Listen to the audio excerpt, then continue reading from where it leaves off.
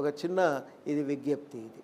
Sir ఇప్పుడు ప్రస్తుతం ఒక క్వశ్చన్ మిమ్మల్ని అడుగుతున్నాను. అంటే ఇబ్బందికరమే, ఫోన్ ట్యాపింగ్ అంశం అనేది ప్రస్తుతం సాగుతున్న వ్యవహారం. మొత్తము నేతల ఫోన్లు ట్యాప్ అయ్యి అందులో కోదండరాం ఫోన్ కూడా ఉంది. సో ఇది ఎలా చూస్తారు ఒక ప్రొఫెసర్గా, ఒక తెలంగాణ ఉద్యమాన్ని నడిపిన వ్యక్తిగా? చాలా రోజులుగా చెప్తున్నాం, ఈ గవర్నమెంట్ ఫోన్లు వింటున్నది, ఇది వ్యక్తిగతమైన గోప్యతకు ఇది భంగం కలిగిస్తున్నది, ఎట్టి పరిస్థితుల్లో దీన్ని మనం ఆమోదించరాదు అని అందరికీ కూడా మేము చెప్పటం జరిగింది ఆల్రెడీ. కాబట్టి మేము ప్రకటన చేసినాం, దాన్ని ఖండించినాం, ఈ ప్రయత్నాలను విడనాడాలని చెప్పినాం. కానీ అప్పుడేమో మాది ఒంటరి గొంతు అయింది. ఇవాళ దాదాపు అందరూ ఈ రకంగా ఫోన్ ట్యాప్ చేయటం నేరము, దీనిపైన చర్యలు తీసుకోవాలని ఒత్తిడి పెడుతుంటే తప్పకుండా మా కోరిక ఇన్ని రోజులకు నెరవేరుతుందనేటువంటి సంతోషం కలుగుతున్నది. అందరం కూడా కోరుకునేది ఏంటంటే వ్యక్తిగతమైన గోప్యతకు భంగం కలగరాదు, నంబర్ 1.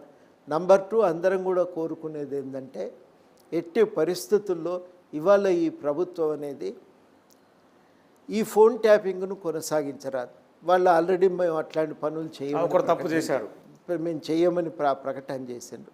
మూడోది ఏంటంటే తప్పు చేసిన వాళ్ళపైన కఠిన శిక్ష ఉండాలని కూడా డిమాండ్ చేస్తారు. కఠిన శిక్షలు అంటే ఏ శిక్షలని మీరు అడుగుతున్నారు? చట్టం ప్రకారమే శిక్ష వేయాలి. ఎవరమైనా మనకు తోచిన శిక్షలు నిర్ణయించే అధికారం మనకు లేదు. చట్టంలో ఎంత ఎక్కువ శిక్ష వేసే అవకాశం ఉంటే అంత ఎక్కువ శిక్ష వేయాలని కోరుతున్నాం. బీఆర్ఎస్ అధినేత కేసీఆర్ అరెస్ట్కు డిమాండ్ చేస్తాడా కోదండరాం? బాధ్యుడు ఆయనే ఆయన తేలితే తప్పకుండా బాధ్యుడు ఆయనని చెప్పి పోలీసులు కన్ఫెషన్ రిపోర్ట్లో చెప్తున్నారు. ప్రతి రిపోర్ట్ ఆయనే బాధ్యుడు అని తేలితే తప్పకుండా ఆయన పైన కూడా చర్యలు ఉండాలి. ఎవరిని దీంట్లో మినహాయింపు ఉండరాదు. చట్టము అందరినీ సమానంగా చూడాలి, అందరికీ సమాన రక్షణ కల్పించాలి అని మన దగ్గర రాసున్నది రాజ్యాంగంలో. దాని ప్రకారం అందరికీ సమానంగా గౌరవం దొరకాలి, అందరికీ సమానమైన రక్షణ దొరకాలి. తప్పు చేస్తే ఎవరిని మినహాయించడానికి కూడా వీల్లేదు.